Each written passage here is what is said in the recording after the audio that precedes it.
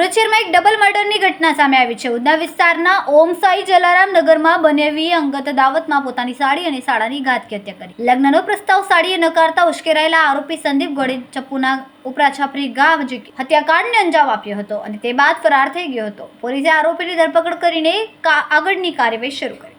મૂળ ઉત્તર પ્રદેશનો રહેવાસી મરણ જનાર નિશય અશોકભાઈ કશ્યપ તેની બહેન મમતા અશોક કશ્યપ અને માતા સાથે શોપિંગ કરવા સુરત આવ્યા હતા.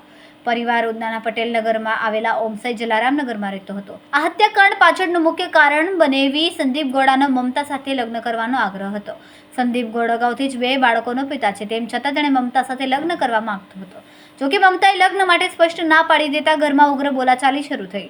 બોલાચાલી એટલી બધી વધી ગઈ કે સંદીપ ઉશ્કેરાઈ ગયો અને તેણે ચપ્પુ વડે હુમલો કરી દીધો. આ ડબલ મર્ડરની ઘટનાની જાણ થતાં પોલીસ વિભાગમાં ભારે દોડધામ મચી. જોઈન્ટ પોલીસ કમિશનર, ડીસીપી અને પીઆઈ સહિતના ઉચ્ચ પોલીસ અધિકારીઓ કાફલો ઘટના સ્થળે દોડી આવ્યો અને તપાસ શરૂ કરી હતી. ત્યારે હત્યાને અંજામ આપીને આરોપી સંદીપ ગોળ ઘટના સ્થળે ફરાર થયો.